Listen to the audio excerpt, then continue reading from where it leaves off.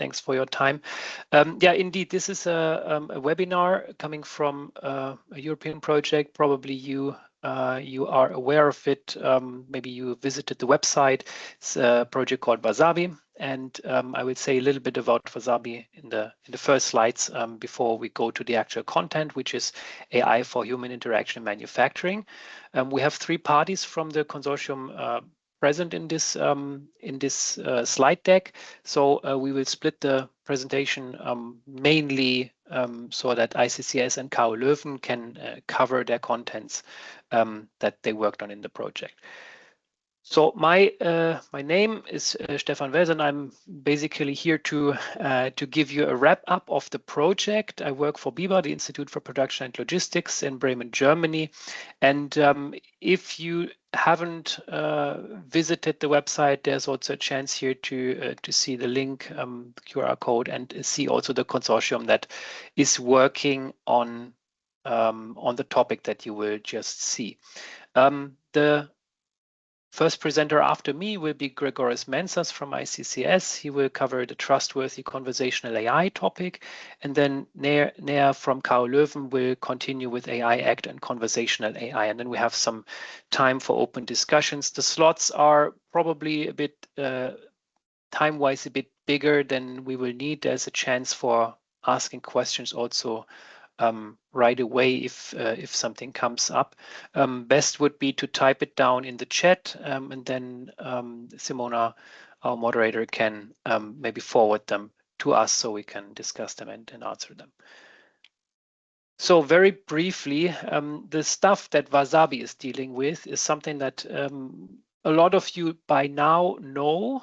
When we wrote the proposal, it was before GPT-3 was launched. So then the idea of having an AI that you can talk to was something known from chatbots, but the technology was working differently. And the very basic concept that we in Wasabi use is illustrated here of such an AI interaction. So you see a human talking to an AI, a chatbot typically, and then there are some processing steps involved. So you need to transcribe the speech from the human, so it becomes a text, then you process the text in some way. Then you decide how the system, the software should respond. So what should be the answer? And in that process, you can take information from many other systems in a company, in an organization. Since we are dealing with manufacturing in our project, it would be things like asset monitoring, analytics about the production, quality management around production, and some kinds of media, videos, images to present. And then you generate a text response typically. And that one you have to then also turn into an artificial voice so that the person speaking to the assistant can also hear the response. They can read it obviously also as well, but ultimately there's an interest also to make it hearable. So this is the baseline for everything that you will see later in this webinar, and it's giving us, let's say, the playground for trustworthy AI, and you will see then also different aspects of trustworthiness and different elements that deal with AI law that are affected by how you specifically handle these processes that you see here.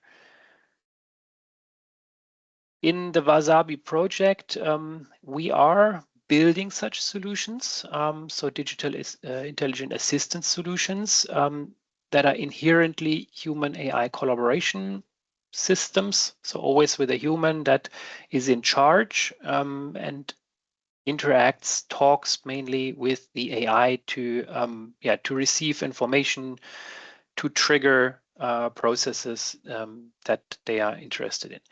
And special about Wasabi, in contrast to other projects, is that we are exclusively focused on manufacturing and, to be more precise, on SMEs and mid-caps in Europe. So the project is really focused on the needs of SMEs and mid-caps, and that means that our solution needs to be, let's say, easy to to adopt, easy to understand, also easy to integrate into the organization of an SME, and also we emphasize a lot on open source technology. So there's as little as possible vendor lock-in and dependencies to third-party service providers that could become a problem because they might be very costly in the long run.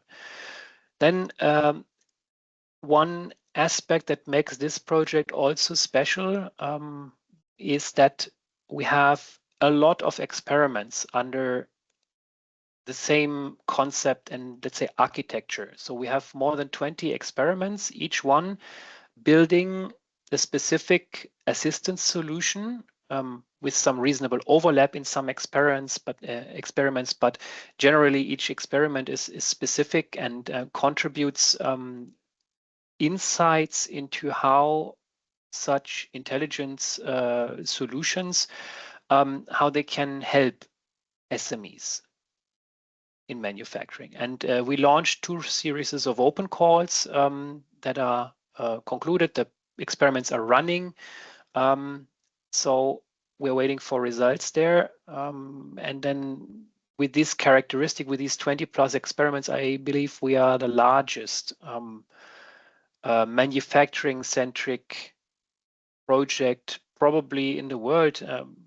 I don't know everything there, but very likely in Europe at least, that deals with these kind of experiments. Yeah, so in Wasabi itself, we also have some example applications, so not covered by open calls, but inside the project with the consortium.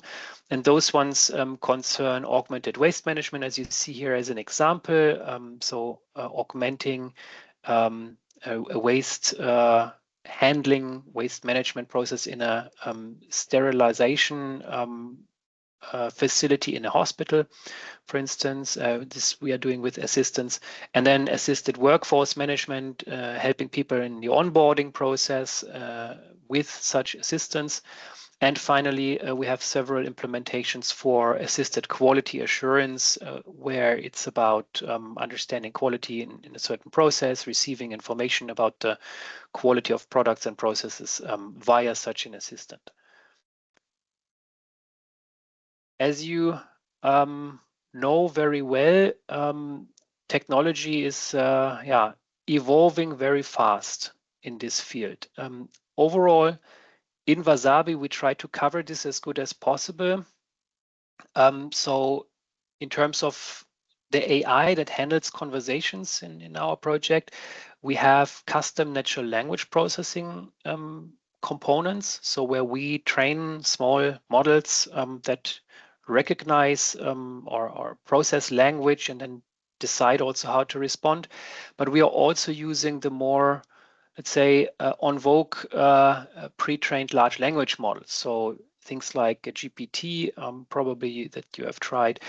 These are the dominant applications that you see nowadays because they are so eloquent in how they respond and also appear to understand what we want from them. So this is a very big leap forward here in terms of capabilities. And then there's a hybrid architecture also where you try to use the benefits of both systems and try to minimize the downsides of both systems by combining them. So we have all this covered in Wasabi, and nevertheless, we are influenced, of course, by the very fast development for language models. So what you see today might look a little bit rusty in 1 year, in 2 years, and 3 years. But overall, what we investigate in terms of applying the technology in manufacturing, you will probably at the end of the project find a lot of things that persist and that are relevant because it's a system where humans have to interact with this technology in a trustworthy way, in a legally sound way also, in terms of liabilities, for instance. So a lot of things will stay while the technology evolves fast. And yeah, as I said earlier, we have a strong focus on open source software, and with open source software, it's always a bit challenging because some projects might die over the years while others emerge. So you have to stay flexible here in this matter as well. And this is the surrounding of the Wasabi project technology-wise. And in this context, we have to deal with trustworthy conversational AI. So trustworthy is a core aspect that we need for the successful adoption of assistance, in particular in a field like manufacturing. So now I would pass over to Gregoris from ICCS to give you an insight into this. Thank you very much, Stefan. First of all, I assume that you would be asking yourselves, why do we need to discuss trustworthiness issues in Wasabi? If you go out in the next slide, please, Stefan. And the answer would be that, as you all know, information technology systems are becoming more and more complex and critical in business operations. So we need to somehow know the trustworthiness of the products, the services that companies sell, and also the trustworthiness of the organizations themselves that provide these products and services. So the ISO, the organization, the International Standards Organization, has defined trustworthiness as an objective property of systems, and the definition is based on the ability to meet the expectations of stakeholders in a manner that can be verified. So the focus is on somehow making objective and measurable, verifiable the trustworthiness of systems. And of course, there are different dimensions. I have here on the slide the list of dimensions according to this ISO standard, from accountability and accuracy up to transparency, usability, and so on. But this is about information technology systems in general. Then the question would be, okay, we are talking in Wasabi about AI systems. What is different in AI? If you go to the next slide, please, Stefan. Now, there are different approaches. I have some examples here. The NIST stands for the National Institute of Standards from the United States. It defines trustworthiness as the likelihood that the system performs according to some predefined, designed behavior. And also they have associated trustworthiness to a number of characteristics like security, safety, privacy, and so on. Organizations like the OECD, the second definition, approach the whole problem with a more human-centric perspective, and they say that AI systems should respect some principles like human rights, privacy, fairness, transparency, explainability, robustness, and so on. And of course, there is the approach of the standards organizations, which take a more risk-based perspective and analyze the dependencies of systems across the AI life cycle. Next slide, Stefan. And what we are doing in Wasabi, and you will see later on in detail, is we follow the approach of the European Union as it was outlined by the high-level expert group on AI, and they gave a number of guidelines that we should be following for trustworthy AI. The guidelines are these 7 that you see in the slide, that the systems should support human agency and oversight, that they should not take away autonomy from humans. They should be technically robust and safe. They should ensure privacy and data governance throughout the life cycle of AI, from design to development to deployment. They should be transparent, meaning that they should not be, the AI system should not be a black box. it should allow interpretability and explainability of its internal workings. That AI systems should support diversity, non-discrimination, and fairness. And of course, the more general objectives that systems should support societal and environmental well-being, and should also allow for mechanisms which ensure responsibility and accountability of what happens by using the system. Next slide, please, Stefan. So we do have a number of organizations with different principles. You see in the table the AI approach, the EU approach, OECD approach, and so on. If you click a number of times, I think there is some animation. The question is, how do we move from these high-level principles to more concrete, specific operational guidelines? And here again, there are different approaches, mechanisms, and tools.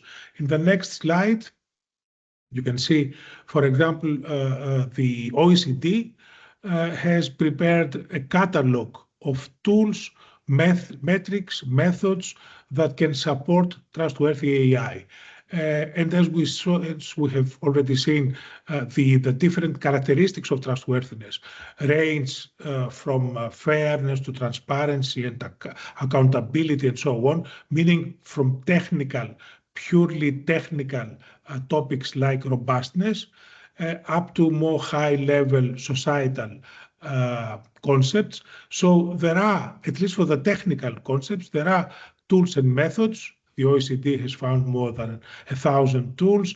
There is a survey by the RAND Corporation which mentions more than 200 tools, methods, and procedures that companies can use to assess whether the AI systems they use can be considered trustworthy.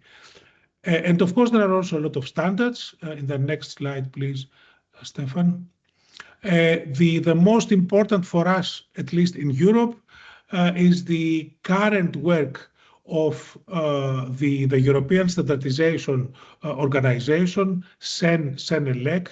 This is the European Committee for Standards. They have a specific group. It's the Joint Technical Committee 21, JTC 21. You can find it on the web. It is jtc21.eu, which is actively working on developing the standards that will be useful when organizations apply the EU AI Act as it is developed in the last couple of years. And of course, there are specific standards by ISO or European standards by CEN-ELEC on overall the management system, on terminology, on the life cycle, and so on. So within Wasabi, if you go to the next slide, please, Stefan. Within Wasabi, we follow all these standardization approaches. We actively participate in public-private partnerships, which are trying to enforce these approaches and to develop methods and techniques for trustworthy AI, like the Big Data Value Association, the AI Data and Robotics Associations. But of course, there are also partnerships and organizations specifically for trustworthy AI. I think I should mention the European Trustworthy AI Association, which gathers a lot of companies and research institutes, but there are also national approaches, the German approach on certified artificial intelligence, and even the AI Verify Foundation in Singapore, which is backed by almost all large organizations, Microsoft, Google, Adobe, and so on. So in the next slide, what we're trying to do is, first of all, to take into account that when we talk about trustworthiness in AI, this is highly contextual. We should take into account the specific characteristics, the properties, sometimes the constraints of the context, the specific use case. There are cases where, as I said, the characteristics of trustworthiness can be made objective, they can be measured, they can be quantified, like robustness and accuracy, you can measure it. But there are also cases where a characteristic cannot be quantified, it's qualitative. And there are also cases where there are even tensions and trade-offs between different trustworthiness characteristics. I have an example here, accuracy versus explainability. Sometimes the more accurate you make an AI system, the less explainable it can be. So there are these complications. What we did within the project, and Nahir is going to describe it in detail from now on, is we followed what I showed previously, the guidelines of the high-level expert group on AI, and we have been using this assessment list for trustworthy AI, the ALTAI, that the European Commission has brought forward with the work of this group. So I think it is your turn now, Nahir, to take up the presentation.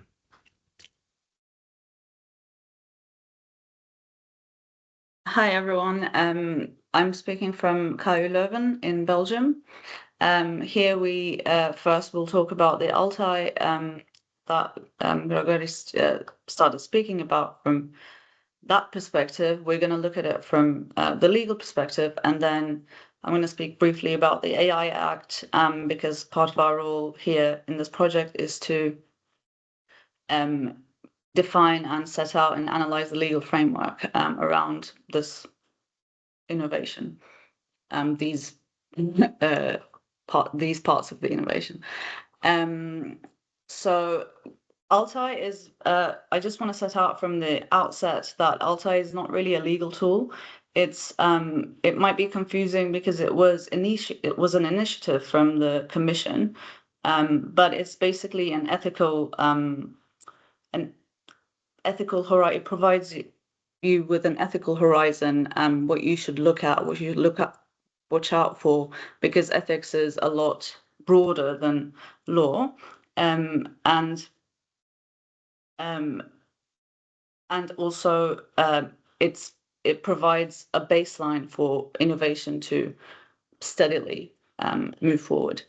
All right, and but we do see some of these questions and guidelines, guiding principles in ALTAI translated into legal requirements. So what we did was to compare based on, in the context of Wasabi, based on what each use case was, what the stage each use case was at that point. We will do it again as well, and what the applicable questions are for each use case, and whether or not they translate into the legal obligations, and etc. So we're going to start with what ALTAI is from the ethical perspective, without the technical additions to it. It is based around 4 principles that emphasize respect for human autonomy, prevention of harm, fairness, and explicability. I think that's quite clear. Gregori's also talked about them. I mean, these are the guiding principles of these 7 criteria. So we can move to the next one. Yeah, the ethical requirements. So these 4 ethical principles are translated into 7 ethical requirements, and we've already gone over that. I just want to say at this point, just mention, I'm not going to repeat them again. I just want to mention that some of these words and phrasings can be found in the AI Act. We're going to speak about the AI Act in a bit, but I just want to inform that these terms are not meant in the same way in ALTAI and the AI Act or legal instruments, because the lens is very different. Legal is very specific and governing and regulating and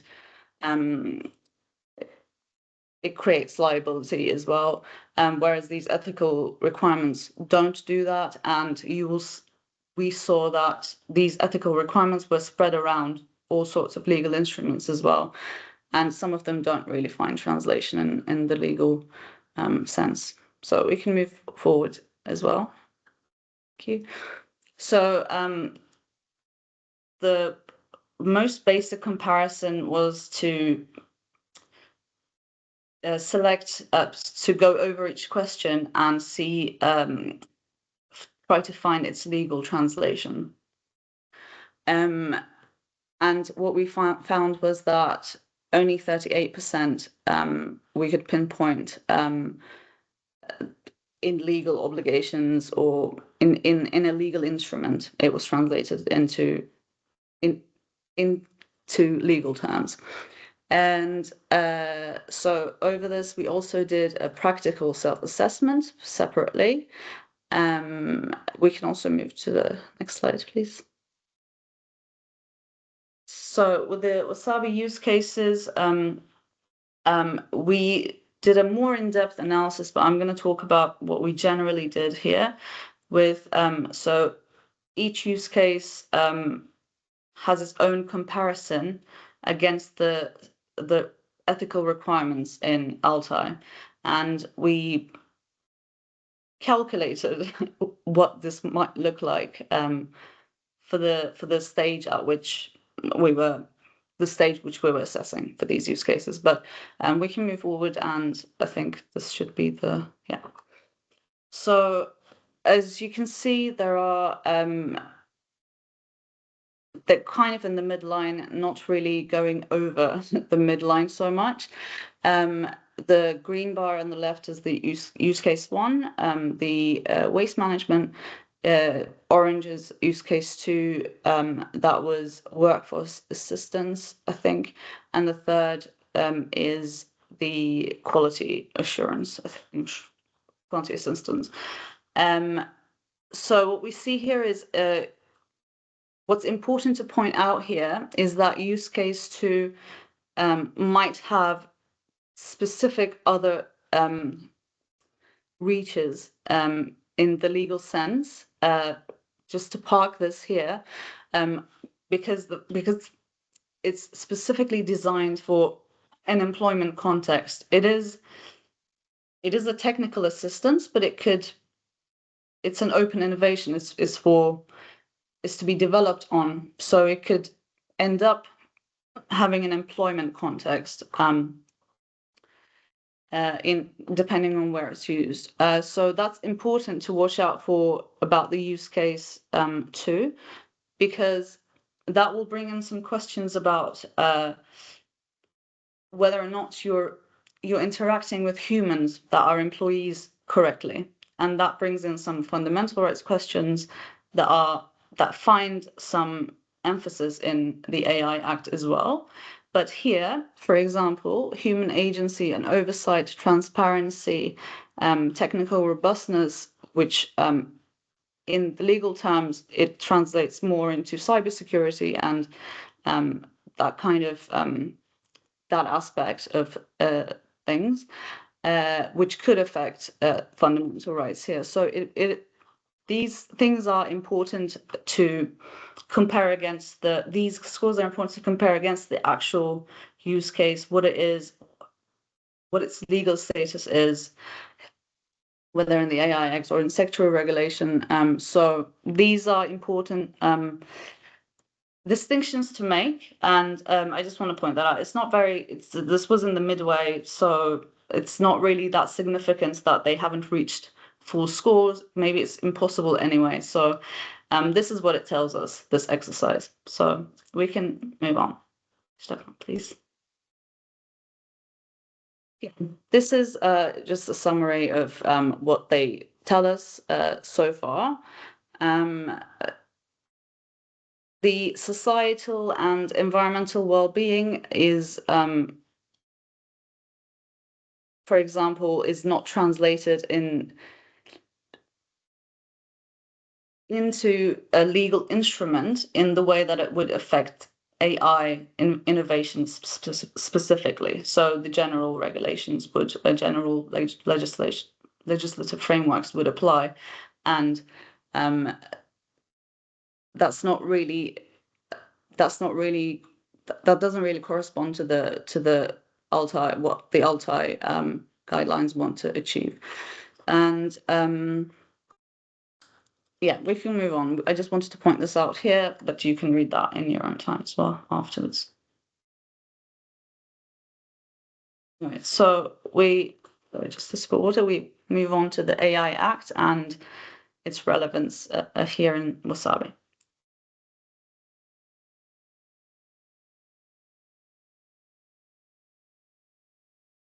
So the EU AI Act comes a bit after ALTI, and these are related initiatives, but it's separate. And it's a horizontal EU regulation, and it's a regulatory tool as well. So it doesn't really allocate liability in the sense that you would maybe question or want to ask about. Rather, it tells you what you should do if you're active in those defined scenarios, like high risk, high risk, unacceptable risk, or which you can't be active in, but and whether it's a general model, all of these things are regulated, but there's not really there's regulatory consequences to these, not really liability allocation or who can sue me kind of questions are not answered here. What it does is it creates a tiered risk-based approach, and what we're going to focus on today, and what's really the most important one here, is the high-risk systems. High-risk AI systems are subject to a lot of requirements, depending on who the actor is. All of the actors in the value chain, in the chain of the product chain, all of these actors have obligations if the AI system is high risk. We're going to get into that in a bit. The entry into force was 2 years ago, 1.5 years ago, but for example, the high risk system safety requirement provisions have not entered into force yet.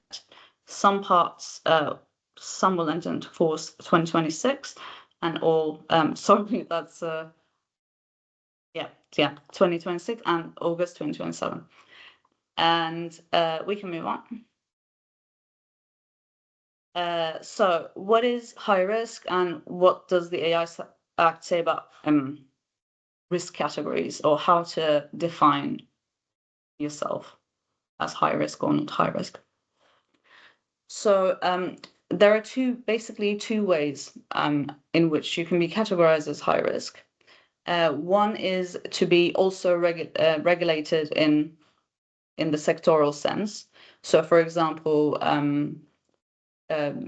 medical devices or something that is already regulated, and it's got its own regulatory body, regulatory framework, and then that is, and those sectoral regulations, depending on what the high risk system does in that scenario, it can bring the whole thing into high risk and high regulation. The second way is, these are listed in Annex 1 of the AI Act, these sectoral regulations that apply, that are relevant. And so the second way is if the context is a fundamental rights sensitive context, such as employment or teaching, or sorry, I don't remember exactly which ones are there because employment is the one that is relevant here, but you can peruse, these are in Annex 3 as well. So what are the safety requirements?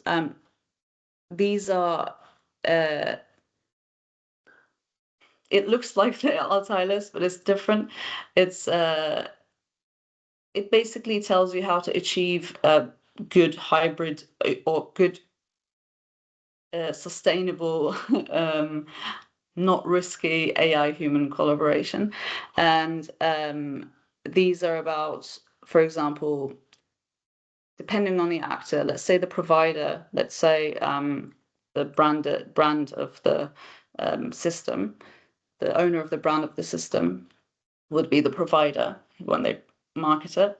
And they would have to implement a risk management system, have to meticulously follow what the AI Act says about specific data types and the governance of those data types, in addition to other obligations.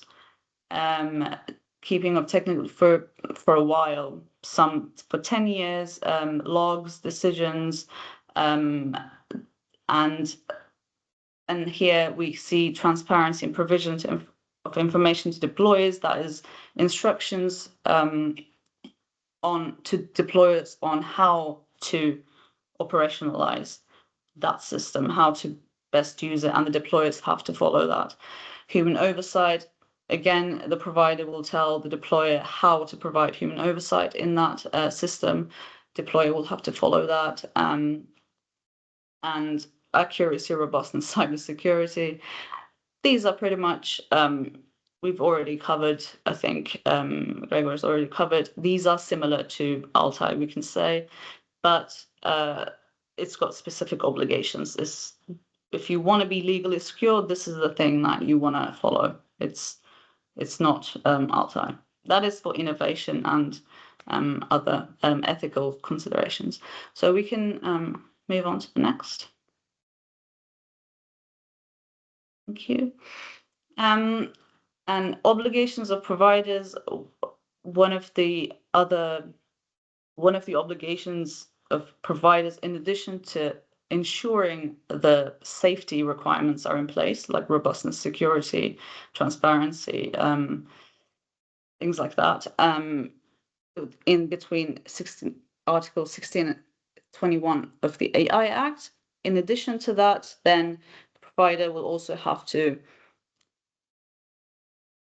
come up with and implement a quality management system about the life cycle of the AI system. And that basically is to ensure all of the safety requirements remain in place, so it remains explicable even after 5 years. Or you can go back and check, you can see the data flow. And these are very burdensome, this is true. And this is kind of why it's very important for SMEs to obtain standards or find standards that they can follow, so that they don't have to go through all of this hassle. Someone will have already done that for them and they can implement it. So this is part of the effort. But there are also some provisions in the AI Act that make it easier for SMEs as well. I'm not going to go into so much detail about that. I think we're going a bit over time. So I'll move forward, please. Yes, so I've already mentioned this actually. This is yeah.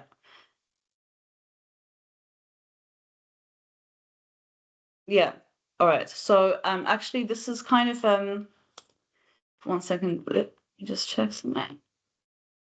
Yeah, this is sort of a leeway into a discussion. SMEs in manufacturing, this clearly means that there are some obligations that you need to follow. They're quite burdensome. There are some provisions, but you want to have standards. There are sandboxes, regulatory sandboxes as well. The AI office is very helpful, but other than that, I think the most important thing is achieving some sort of standardization for especially the non-regulated high-risk areas that don't already have their own regulatory instrument that they can implement. So for those especially, it's important. But for manufacturing, it's quite clear that it's in the first category that is Annex the first. Sorry, it's already regulated.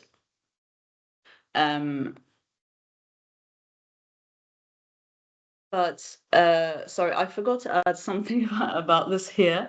I told this in a very confusing way, I know, but one thing to watch out for is to when, for example, in the second use case, I said it might border on the employment context, and it might border on the annex, the other type of high risk. And why that's important in the legal sense is, which I forgot to mention here, is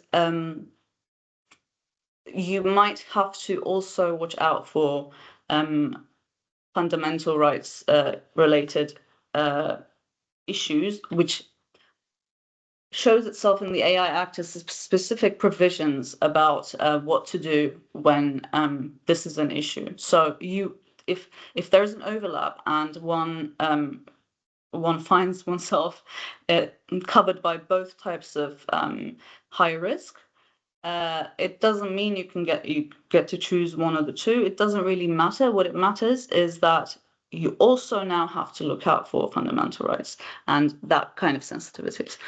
And yeah, and then that's basically it from the legal sense. And what I, as a lawyer, can see as key challenges in conforming is that innovation is very quick and the obligations might lose relevance over time, maybe for innovation purposes. But this is actually what the AI is trying to do by creating loose and fluid definitions and obligations. But still, in reality, it might maybe be an issue for innovators. Standardization efforts are not complete, and yeah, this is what we're trying to do as well. And you also have to watch out for the other legal obligations that you might have, such as if your AI system ends up being a product going to an end consumer, you might find yourself under product liability as well, because it now also covers software. So the fragmentation might be a bit challenging for SMEs as well. Those are at least our thoughts. And that was it from Kari Lerman. Yep. Thank you very much for both insights into trustworthiness and the legal perspective in combination, let's say, with the Altai assessments. In fact, it is very challenging to operationalize. Operationalize means that you map it to and apply it to your specific case. We tried that. I exercised that together with ICCS, and a lot in the Altai world, at least a lot is dependent on interpretation. Whether you think you meet a certain requirement or you have something prepared or not, and then depending on the way you look at it and where you set your system boundaries, it can be one thing or the other. So it's not a straightforward activity where you can go down a decision tree and say, okay, I have this, and then it's automatically that, and I have to continue there. It's much more dependent on interpretation and qualitative reasoning, let's say. Okay, what I would like to do now is I would like to open the floor and see if there are any open questions or points to discuss here. If not, I have some. But I first would like to ask if there's someone from the audience who's wants to make a comment or ask a question or something similar. Do we have anything, Simona?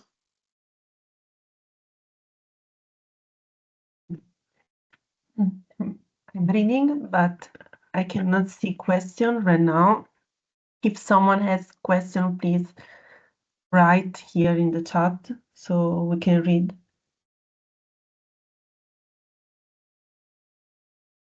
Yeah, I can maybe, in the meantime, I can ask a question to Nehir. So I agree with the rapid innovation against slow legislation point from today's point of view and how the AI Act evolved in the last, let's say, years. Do you see a potential change here that the legislation is going to speed up, maybe even with new tools available from the AI world? So, I mean, AI is also becoming accessible to the law, to the legal world, and it has an impact there. Do you see that this challenge could be mitigated somehow?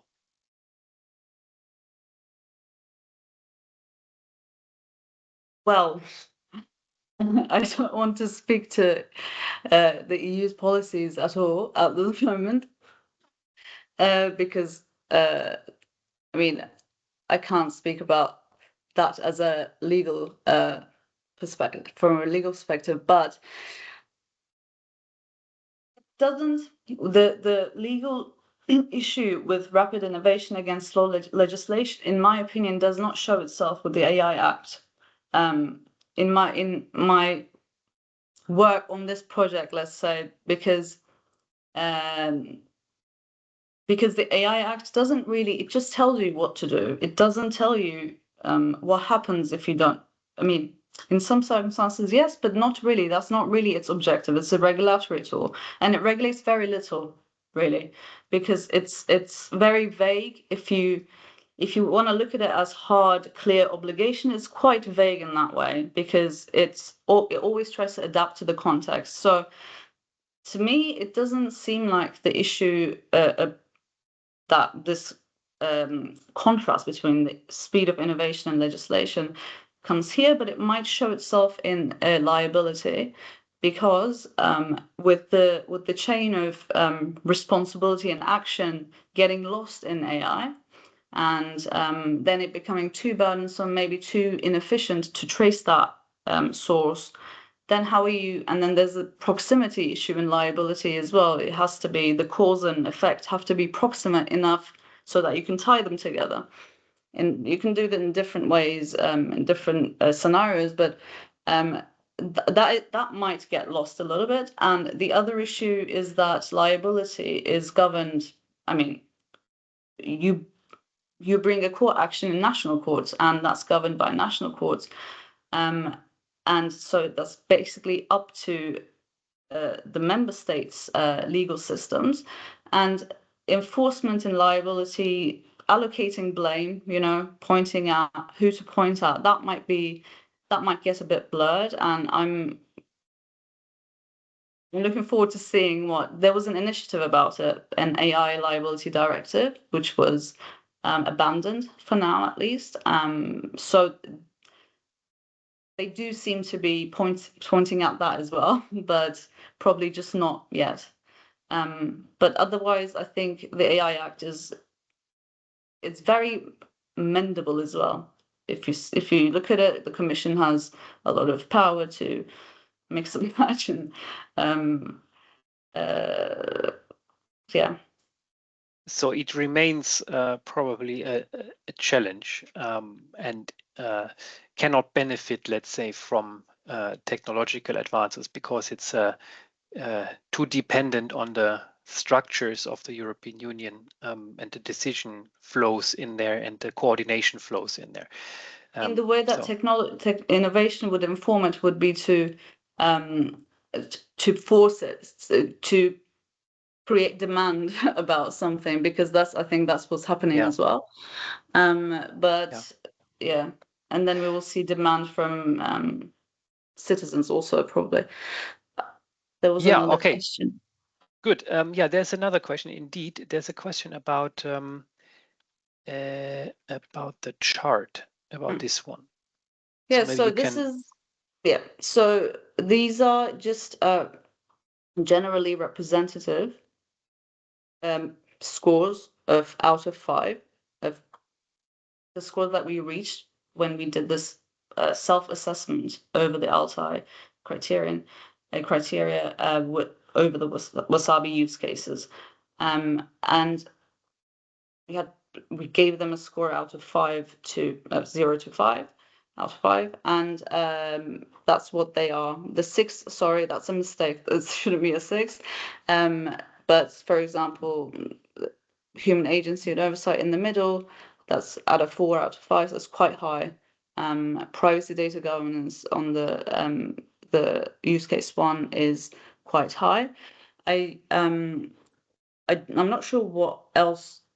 Is that clear, or did you mean about maybe the spread of each value?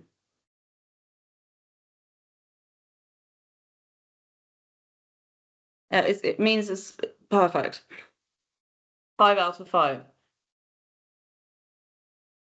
Maybe a bit of context about the Altai results. So there's a score that you assign to each requirement, and here correct me if I'm wrong, but as far as I remember, it's like that. So you need to assess whether you are a 0, 1, 2, 3, 4, 5. So how well you are meeting the requirements set out in the catalog of questions. And this assessment is done or was done by sitting together with someone that knows the Altai catalog of questions and people that either built the system or use the system. So people from the use case, literally. So, and then you try to reason which of these scores it is. It's a self-assessment. So if you ask different people, you will get different scores also. So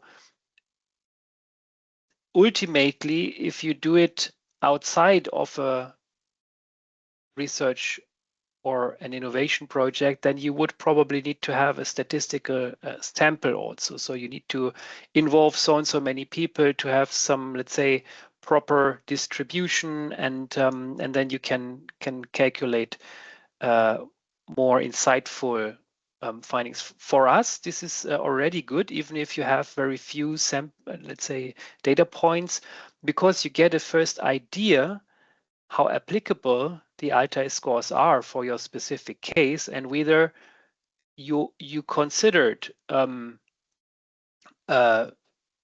various aspects of trustworthiness. Because if you build the system or use it, then trustworthiness is a very abstract concept, and you need to map it to, or you need to have specific questions related to it that you can think about, that you can answer, and then you come to this scoring, and then you get a kind of overview of where you have a lot of work to do ahead of you and where you might be good according to your own assessment.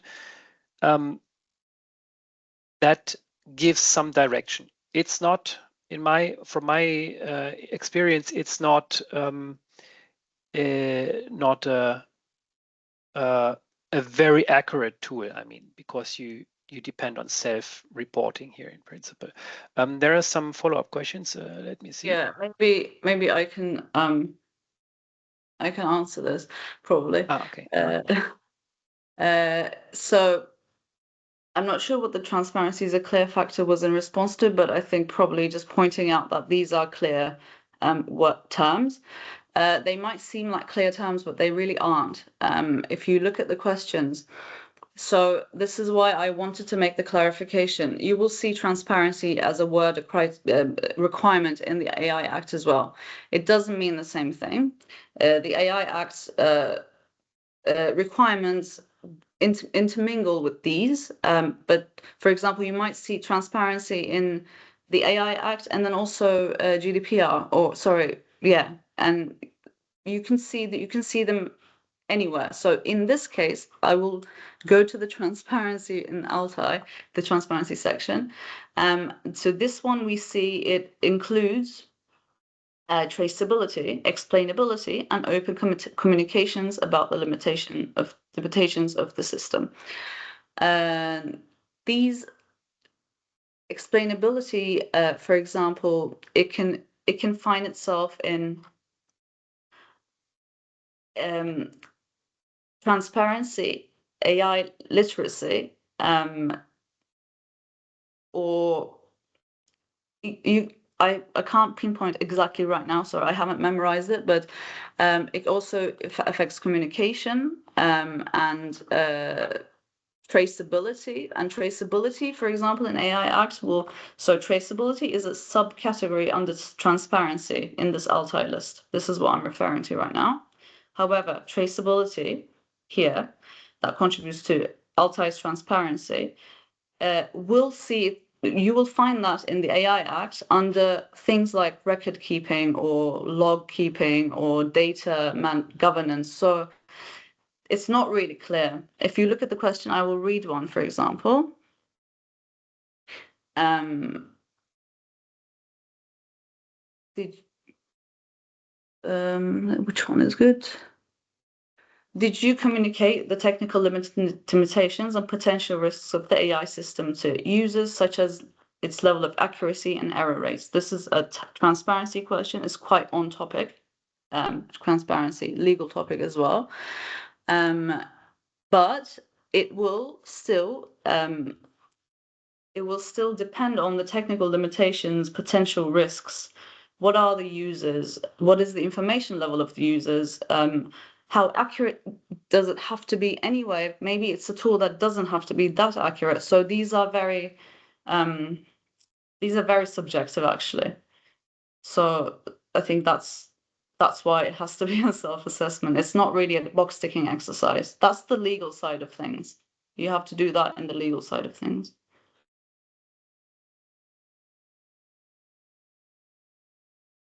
Yeah.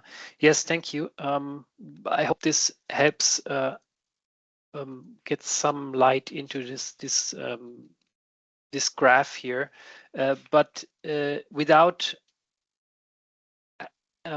looking at the questionnaires from the Altai catalog, this doesn't make so much sense. But if you have the questions in front of you, then you can better understand this, and trying to answer questions will very likely tell you already that it's a difficult and highly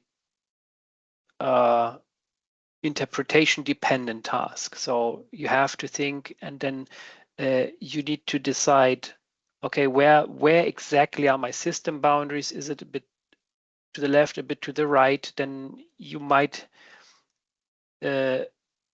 pass the boundaries from one score to the other already, and then what do you want to achieve then? So do you want to make yourself look good by scoring very well and interpreting your own system boundaries very generously, or not? So it's a lot of haggling and back and forth. So that was the experience of the exercise that I participated in, and it is overall, especially if you develop the system, then it's overall a good exercise to understand what perspectives you have to take into account. Transparency is one.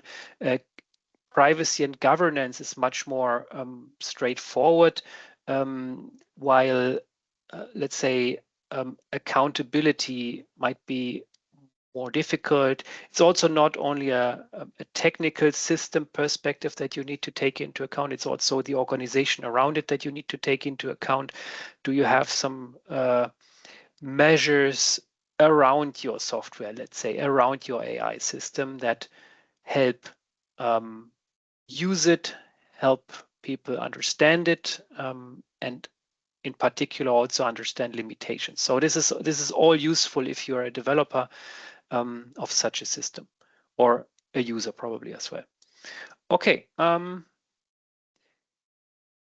Is there something about data ownership? In Altai or was in Altai or AI Act?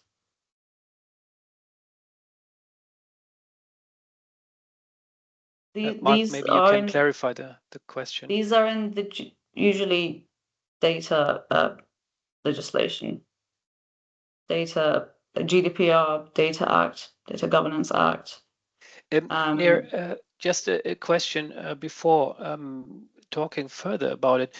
Is there in fact an ownership of data in the European Union? I mean, legally wise, can I own data? I have to first make a disclaimer that data is not my topic subject. Yeah, okay. It's a okay, no very worries. particular subject. I have to interact with it as much as any. As far as I know, no, it's not as such, not as a property. Yes, that is also you hold my it understanding. for a while for something. It's like borrowing almost. Yeah, that's why I ask about it beforehand. So the question of ownership, indeed, to my understanding, is one that is controversial, at least. When I looked at it, I was surprised that, I mean, I looked at it some 2 years ago or something, then I understood that, okay, you can't own data. You can only have a license that you can do something with the data to some extent, but you can't own it like you would own a property or your cell phone or something else physical. Yeah. So this makes it difficult. There are there are some limitations imposed on the availability of data. Clearly, that's what the GDPR is doing as well. So because of your personal fundamental rights, based on that privacy rights, you have the right to limit data, but these are in the GDPR usually and the data legislation. In Altai, I mean, it doesn't really look at things like that anyway, so it doesn't have the same goggles on, so it doesn't really talk about issues like that. And from the experiments in Wasabi, I can also say that the GDPR is has much more implications on the solutions and the AI systems than the Altai tool has. So because it's a law, I mean, you have to follow that law, and it asks very specific things and capabilities from you as the provider or builder of the system, and that is, or these are also quite straightforward. You have to interpret a little bit what is personal data then in that case, and who is in charge of what, meaning who's controlling and who's processing. But this, once you have a baseline for that, a basic understanding of what's happening in your AI system, in a conversational AI system, then you can reasonably well translate it to your specific case. What's creating new data leading to new knowledge. What's going to happen when AI creates new data? Eventually new knowledge. Yeah, we don't use that kind of AI in Wasabi, at least not in the use cases that we have at hand. The experiments from the open calls, they very well might face this problem. Simple case would be you have a generative AI system and you ask it to think about a problem from manufacturing that you share with it and come up with a solution. Then the question is, what's then suggested? The prompt, not the prompt, the response that you get in the end with the supposed solution. What about that? So who's owning that, or who has the rights to do something with that, legal rights in a sense of commercializing, for instance, and also who is accountable for that? This is another thing. These are questions we are not specifically covering that much in Wasabi for generative AI, but I think from what I read and what I understood, there are already initiatives trying to answer that, in particular accountability. So you cannot just blame anyone. If you are building a system and bringing it into the market, then you have some responsibilities. Even as Nea said, even if you integrate it in a physical product, you are responsible for that. So you can't just sneak out because it's software, and you can get around liability, for instance. So you are in it. And in terms of who owns what, when you generate new knowledge with AI systems, I think it's in the end, it will be a contractual thing, I think. So you make a contract with the one that you are selling the system to, who operates the system, and then in that contract, you decide who gets to decide what to do with this new knowledge that the system generates. I think maybe I've just been trying to understand the worry with that leads to this question, in the sense that, for example, I didn't quite understand whether or not it was data creates new data, like new information points, data points that feeds something else, and what happens to that chain, or is this about owning an invention by creating new data or something? So that would go into intellectual property. I try to understand that distinction. So I'm going to speak about both. I think that ownership is a legal question. So there's ownership in that sense. You can have controllership in other ways. You can control data and property in other ways, but ownership. So data, that's quite regulated, very extensively regulated in the various data legislation by the EU.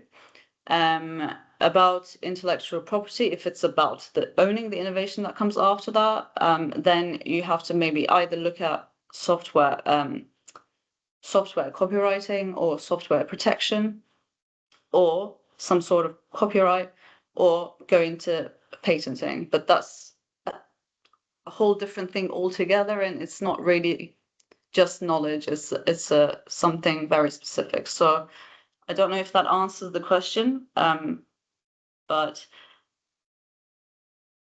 data not really ownable in that sense, and the result can be, but it has to fit into specific forms of intellectual property.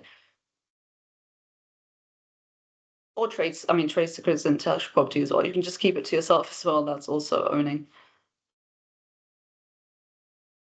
Okay. Thank you for contributions to the discussion. I think time-wise, we are right at the time to conclude and finish. So the webinar will be available online after we close here. It will be possible to watch it offline, I guess, then also downloading it. Everything else, if you have further questions, you can get in contact with us via the Wasabi website, or directly writing us afterwards, and then we can try to answer your questions if there are any. Otherwise, thank you for your time and participating, and thank you for being here. If there are no further questions, I think we close. Thank you.